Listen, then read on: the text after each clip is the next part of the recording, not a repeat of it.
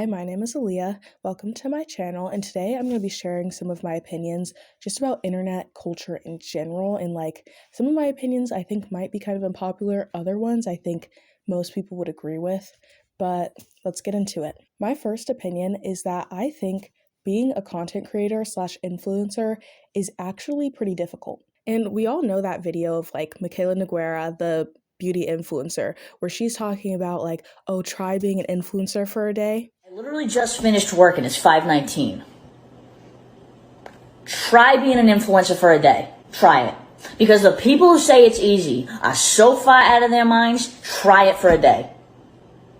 It is not for everybody. And in no way, shape, or form am I a Michaela Noguera fan or supporter, but in that video, I kind of feel like she had a point. It definitely came off as very obnoxious and out of touch because she makes thousands upon thousands of dollars for what she does. And at this point, she's so successful, she probably has a manager, she probably has editors who edit all her videos. Who even knows if she comes up with her videos ideas anymore? But when you really look into what it takes to be a content creator, I think it's actually pretty difficult. So I just started doing this. I started posting literally January 2026, and I set a goal to post 12 videos in the year. So just one video for every month. And so far, it's actually been pretty hard. And I think a lot of people don't really consider all of the back end work that goes into making a video. So for example, this video, I wrote down my process of how I went about making this video. So this video is pretty simple. I took a common video idea, which is to share unpopular opinions or just talk about your opinions surrounding a specific topic. But after choosing that, I had to narrow it down to the topic, which is internet opinions. Then I had to pull all my own opinions. I wrote a script, and right now I'm recording it. Then after this, I still have to edit, make a thumbnail, etc. So as a beginner, I would say it takes me probably at least 8 hours per video. And that's the whole process of coming up with ideas, scripting, filming, editing, and actually posting. And I'm new to this, so maybe I'm just slow. My editing process is pretty slow. And that's actually a lot of time that you're dedicating to something that in a lot of cases, especially as a beginner, you're not making any money. You're not monetized, you don't have brand deals, and you're usually doing this on top of other things. I have a job, I am in school, so I'm spending 8 hours at least per month for a video for literally no payoff. And a lot of the things you have to do, like scripting and editing, those are completely separate skills that honestly a lot of people get paid to do. People script TV shows. That's a whole job in itself that people get paid to do. Video editing, that's a whole separate skill. You could have so many ideas and be really good at talking, but the video editing, that's a whole nother skill that you have to learn. But yeah, and then outside of just the technical aspect of it, of planning, creating, and editing, I also think that being on social media is something that takes a lot of courage. You don't have to be very courageous to go to your 9-to-5 job, but posting online honestly can be kind of dangerous. For me personally, it took me just about 10 years to actually have the courage to post online. Those are basically all the reasons that I think being an influencer slash content creator is actually pretty difficult. And I think a lot of people underestimate how much really goes into it. But my next opinion is that I think commenting on videos, just overall, is insane. Please still comment on my videos for engagement and all of that. But I personally barely ever comment on social media at all. The only times I would say I really do comment is on Instagram, people that I know, people that I'm friends with, when they post their pictures, I might comment oh, you look so pretty. But that's about it. I don't tend to comment on strangers' posts, even when I have something positive, or if I feel positively about a video, I still won't comment. Commenting just gives me so much anxiety. I would never want something I said to someone online to even at all come across as mean or rude. And I think more people should be like that. I think a lot of people comment without thinking very much, or people will comment without even watching a video all the way through. And it's just insane to me. Why would you comment? And then to go even further, people who leave actual hate comments or even death threats, I'm this is insane. Why do you feel fine to do that to people? And then I actually have an example from one of the videos I posted. I have 2 examples actually. One of just people being rude, and then another of another phenomenon I've noticed in commenting. But even when it's not a explicit hate comment, a lot of the things that people comment are just really shady or just low-key rude. So I posted a video about Bridgerton, and I was talking about Marina and Penelope. And the point of my video was basically, I don't hate Penelope for how she exposed Marina. I wasn't talking about Marina. The video was just about how I feel about Penelope. That's it. And someone commented, I have to look at my notes for this. Someone commented, they said, and I'll put it on the screen so you can see. They said, what Marina was doing was wrong, with like a sad face emoji in quotations. So off rip, I'm like, you're already mocking me. That is not kind. What are we doing here? And they go on to say, it was either that or end up homeless and abused on the streets. You people, whoa, you people is crazy. When I was a child, I didn't understand why that was rude, but my mama made sure that I knew that was a rude thing to say. So you people is crazy. But they said, you people act like she was doing it just for fun. Marina could have ended up in a horrible situation because Penelope was jealous. Like, maybe think critically for a second on why Marina would have resorted to this. So, like I pointed out, the quotations with the emojis, rude. It's giving you're mocking me. Saying you people, very rude. And then lastly, saying, oh, maybe think critically. So you're accusing me of not thinking critically, kind of like calling me dumb. And like I said, that's not an outright hate comment, but it's just like, you could have shared your opinion and just been a little bit kinder about it. Like, you didn't have to be rude. So I replied to this comment saying, I literally said, quote, I felt very bad for Marina and I understood her motives. She was doing what she had to do because of society, but it's not Penelope's fault society is like that. All I'm saying is I don't hate Penelope's character for that situation. Some people act like Penelope is evil when she's really not any different from the rest of the ton. There would be no supply without demand for Whistledown, and the entire town eats it up every time. So that was my first example of just people commenting things that like aren't explicitly hate comments, but they're just unnecessarily rude. Then my second example is I've noticed a lot of people will comment on someone's video, but they're not commenting for the creator. They're commenting for other viewers to see. And I find this like really, really strange. And in some cases it makes sense. Like if a video is really unclear and you like comment an explanation of like what something means, that's not for the poster, obviously, it's for the viewer. But in other instances, like people are commenting things, whether it's meant to make like other viewers laugh, I don't know.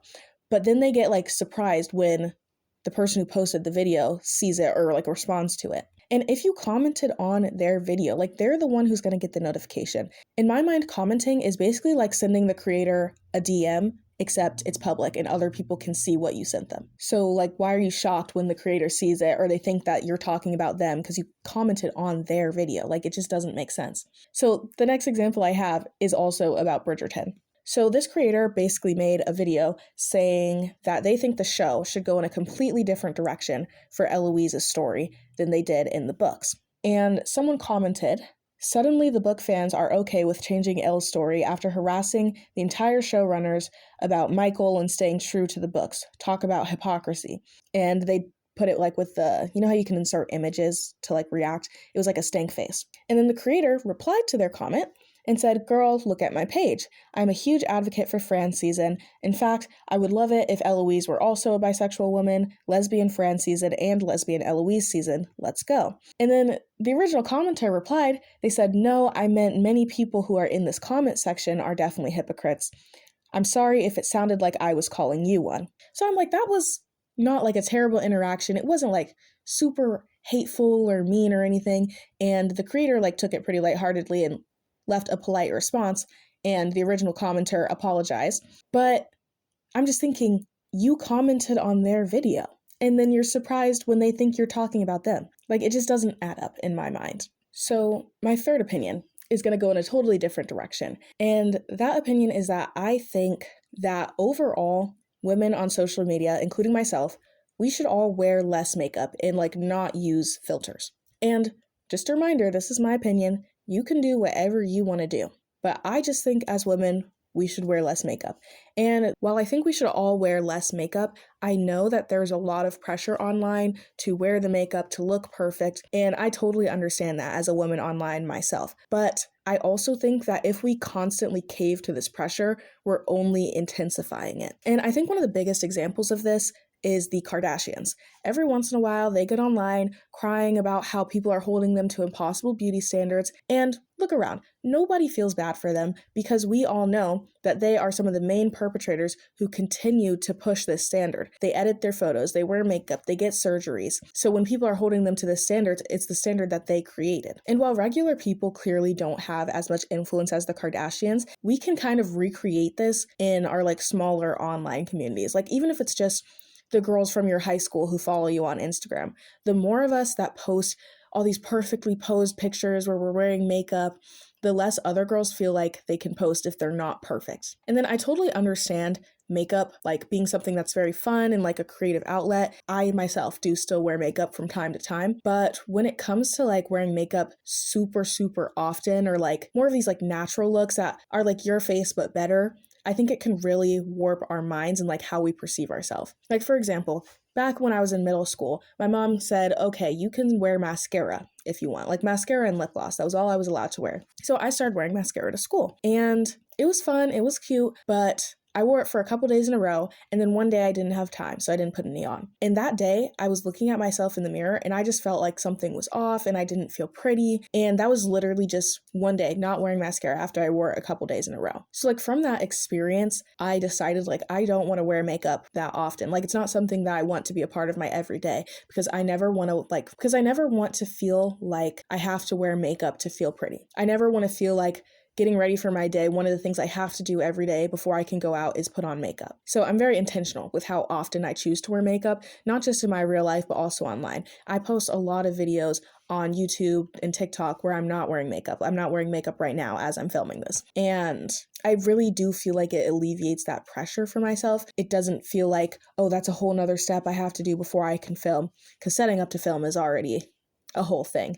But the one thing I do have to admit is that I do struggle with this on Instagram. I definitely feel a lot more pressure on Instagram to be wearing makeup in my photos. And I think it kind of just has to do with the difference in the medium. With photos, like, I don't know, I'm sure we all have the experience of taking a photo of ourselves, and when we look at the picture, it just doesn't look how we look in the mirror. But when I take a video of myself, I watch it back and it feels like I'm looking in a mirror. So I feel more confident when it comes to posting videos with no makeup, and I do have a harder time with Instagram and like photos. But it's something that I'm working on, and it's something that I think a lot more people should as well. So my fourth opinion is that I really think that advertising is completely ruining social media. And it's happening across all different platforms. It's like Instagram. I just feel like they're constantly prioritizing advertising or pushing like people that you don't even follow rather than letting you see the creators that you already follow. And then YouTube is also getting pretty bad. It just feels so run down with all of the ads, because there's the ads that play before a video. Then there's also mid-roll ads that interrupt your video.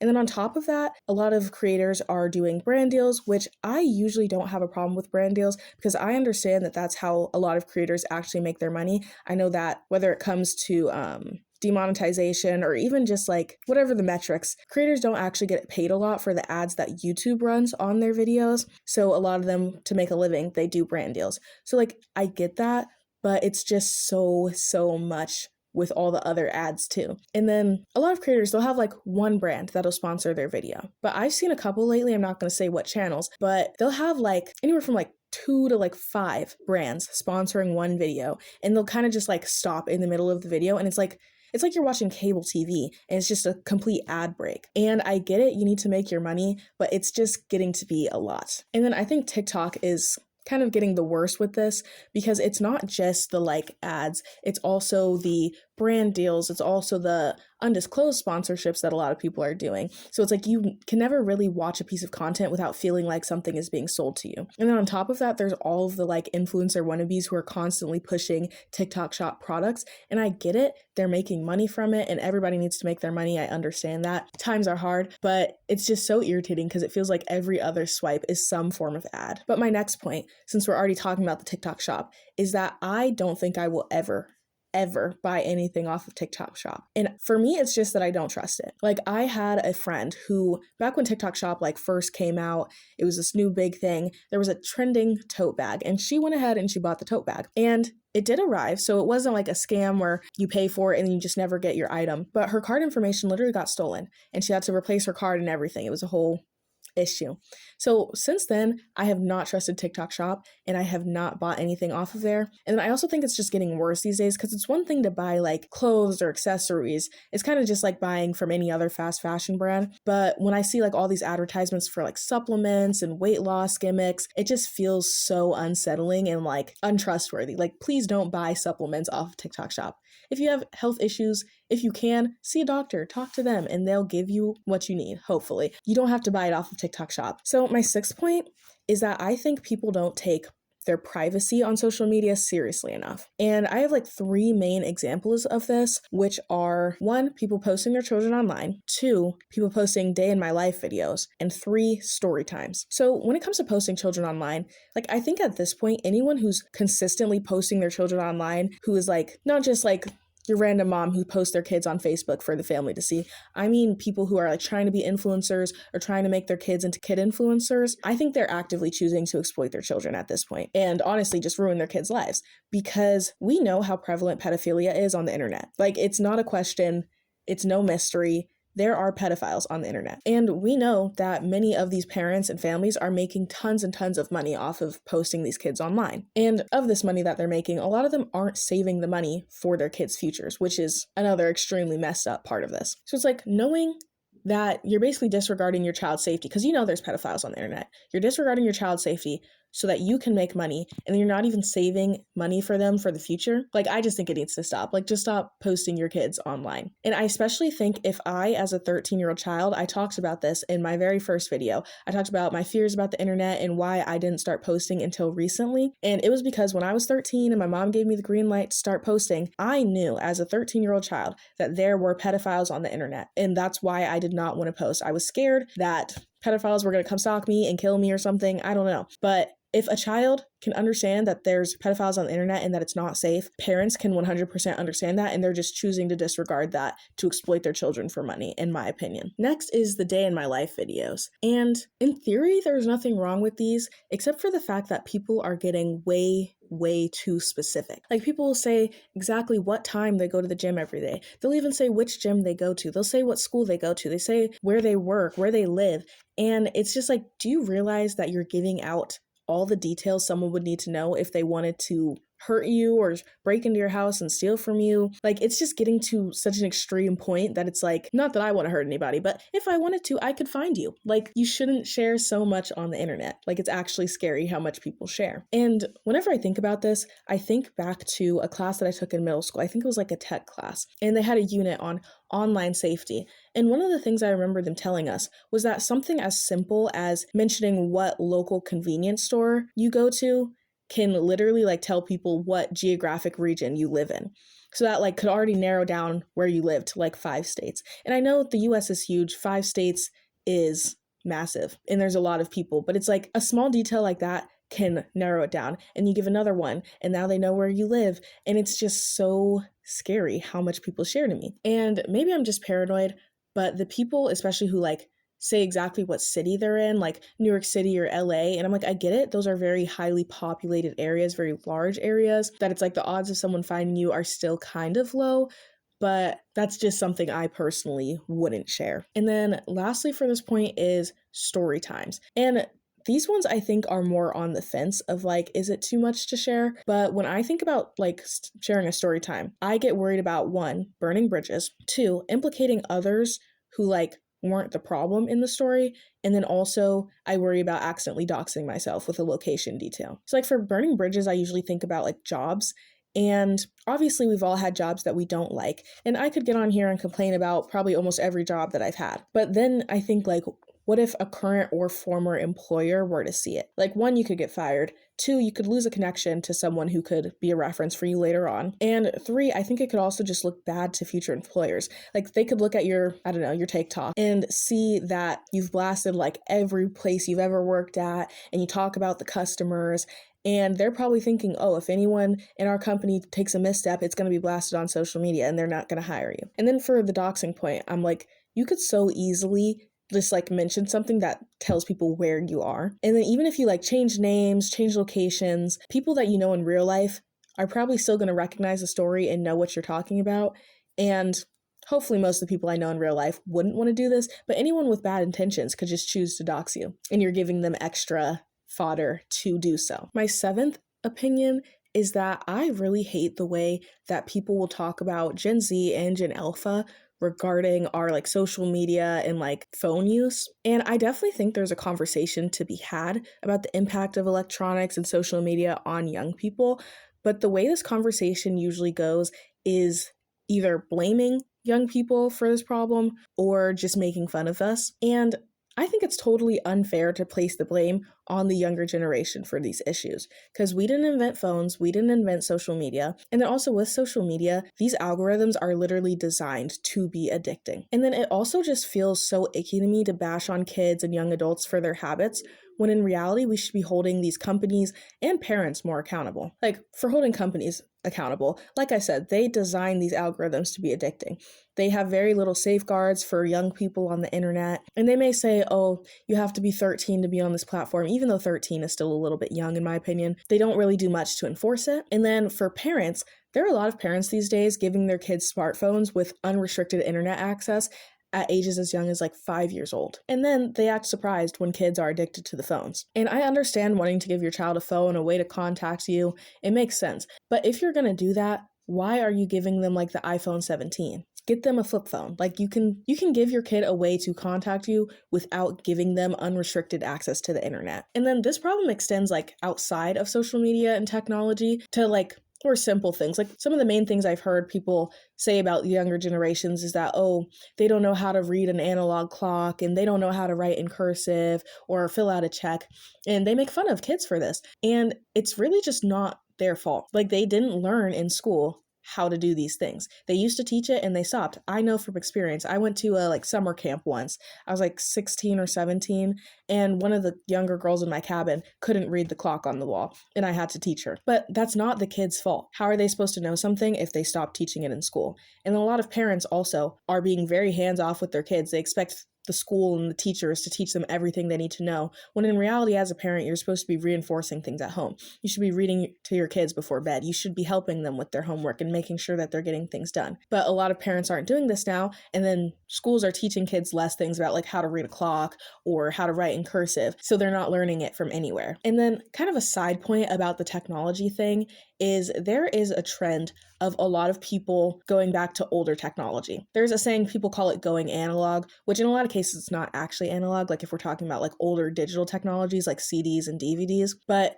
there's just a general push for a lot of people to go back to older technology and physical media, because with streaming services these days, we're realizing they can just keep raising the prices and not increasing what we're getting. They can take things off of these platforms. So you could have paid hundreds and hundreds of dollars over the years, and now you don't even have access to this thing that you like. So with the push towards physical media, a lot of older people aren't understanding or questioning, oh, why would you do that when you can just do it on your phone? So for example, I showed my uncle the DVD player that I got. I found it at Goodwill for like $20. It was a really good deal. The same like kind of thing at Walmart was like $200. So I saved a lot of money. But I showed it to him. I was really excited. And he was like, oh, like, why would you need this? Can't you watch movies on your laptop, like on Netflix? And I was like, yeah, I can, but if I have this, I can watch old DVDs that I already have from childhood. I can buy new ones at Goodwill for like 99 cents to see movies that I want instead of paying $7.99. Actually, it's probably not even that cheap anymore.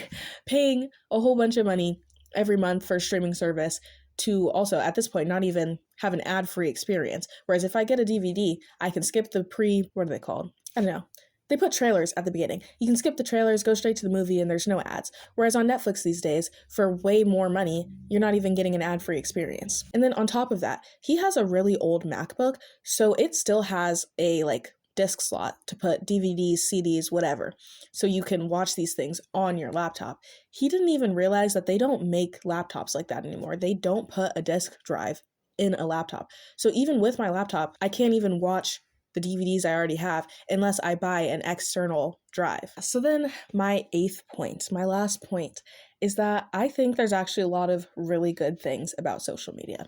And I know I've been being a hater this entire video talking about like negatives and things about social media that I don't necessarily like, but I think there's a lot of things that are good about it that a lot of people don't really recognize. And just for me personally, like there's so many things that I never would have learned about if I didn't have social media. Like I used social media when I was younger to figure out how to take care of my hair when I didn't know how. I learned how to do certain makeup techniques. I learned the basic video editing skills that I use to make my videos. I wouldn't say I'm a very great editor yet, but the skills that I use now to make my videos, I learned those from social media. I learned about a lot of like social topics that helped me choose my major in college. And if I was never on social media, who knows where I would be or what I would be doing in school right now. But overall, I think if people were just nicer to each other online, social media would be a really great place to be and interact with others. So those are a bunch of my opinions on like social media and the internet. Let me know in the comments if you agree with any of my opinions or if you disagree. I'd like to hear both and your reasoning as to why, but please be kind.